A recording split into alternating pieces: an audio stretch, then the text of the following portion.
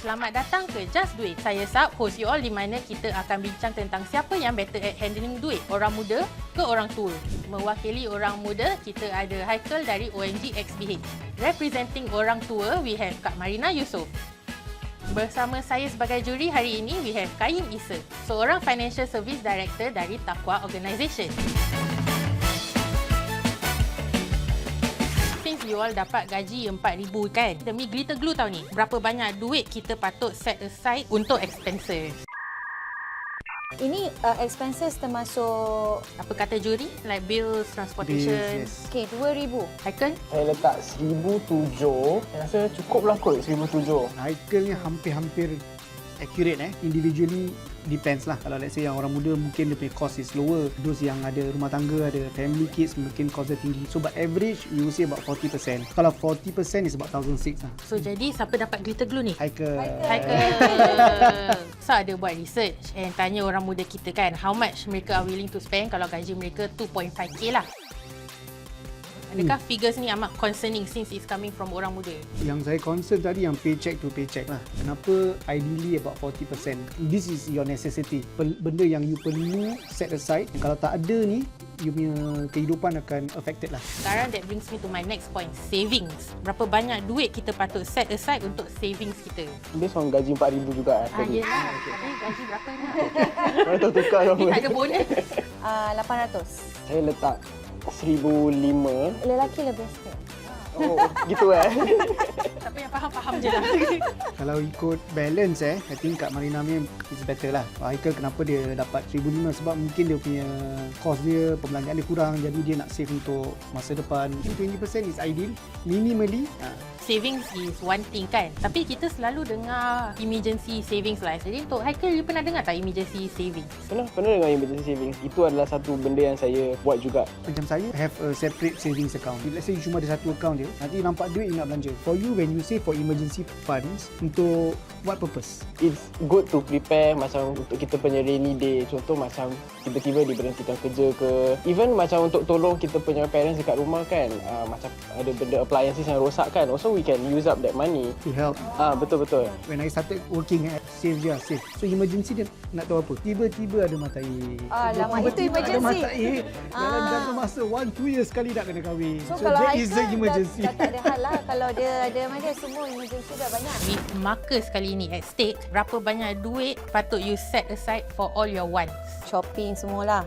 Yes. Duit macam dah sikit je Ya, tinggal. Letak 250 je. Kita bukan orang yang suka berbelanja sangat lah. Kita selalu very grounded. Kau tanya. Kak Marina terus letak balik Terus letak balik 100 tau. Saya 600. So you have actually balance about 40%. So out of 40%, maybe you can set aside 30%. So kita tak nak ikat perut, tak nak belanja. Kira kita nak also enjoy life, entertainment. So you can save this 30%, set aside and use it for travelling. Ataupun if let's say you ada certain item yang you suka nak beli, So 30% figure dia berapa? 1,000 tu. Is close is inilah Kak Marina. Kira kita terlalu berjimat sangat lah ni. Berjimat sangat lah. Adakah ia penting untuk orang muda kita have a financial planning, especially kalau mereka nak kahwin ke atau nak beli rumah ke? Kalau kita gagal merancang, kita merancang untuk kegagalan. You nak kena understand that you punya expenses ni not just currently, tapi dia punya expenses ni akan datang. Contoh je punya wedding. Okay, wedding easily about 20-30k now. And after wedding is your house. After house is your children. Yeah, so kalau you tak set aside a good budget, nanti bila tiba masanya you tak ada that amount. Because it's a discipline, it's a habit. So if you can start it young, nanti bila you dah berumah tangga, you have family, the habit will continue with you. Okay, demi color tape pula for the last 10%, you rasa mana duit tu should go to? So ini the good thing, tak payah spend duit lah. Mungkin for the needy lah. How about you, Haikal? I will always make this as a floater punya amount. Contoh kalau tak ada apa-apa saya nak kena bayar kan, saya letak dekat saya punya savings. Kalau tak, then saya letak dekat saya punya wants ataupun needs. Both is good. 10% should be channeled to insurance lah. The purpose of insurance actually to protect your wealth, nak lindungi you punya savings lah. So kalau contoh today you kena masuk hospital, bil-bilnya dah di cover. I would give to Kak Marina because out of the 10%, selalunya I advise my client lah. So maybe the 5% is to charity lah. So Kak Marina dapat color tape sebab dia buat amal ibadah. Dia tak buat sedih. Tapi among everyone yang tersurvey, hanya 1% je cakap mereka akan get insurance. Actually 60% yang save tu means good lah. Means the majority are still saving. Cuma yang 1% tu yang saya macam beranjak lah. I rasa macam mungkin bagi anak-anak muda, diorang belum fikir benda tu terlalu jauh sangat. So what they think is just the current apa yang berlaku di sekitaran. Itu yang harus kita war-warkan kepada anak-anak muda ni, betapa penting ni sebenarnya insurans tu perlu dalam kehidupan. Because kadang-kadang kita kerja keras dan kita dapat duit bonus. Apa advice you untuk mereka yang dapat extra duit ni semua? If let's say you dah set aside 10% tadi dekat insurance, so the bonuses, for me what I do, I spend lah. So untuk Kak Marina? I think kita kena balance. Mesti ada enjoyment sikit lah.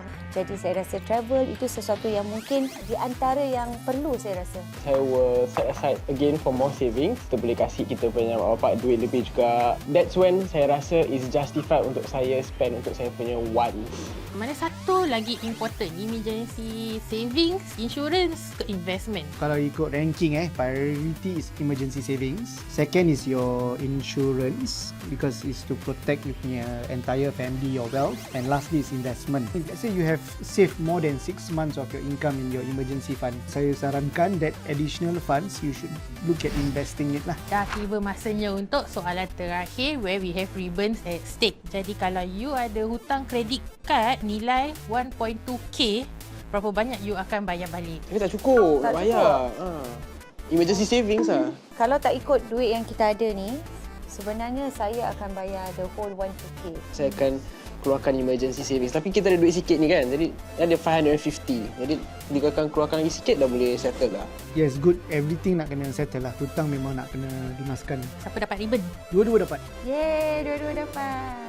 I ada buat research jugalah dengan orang muda kita. Dengan nilai hutang kredit kad yang sama kan, about 9% kata mereka akan bayar the minimum fee.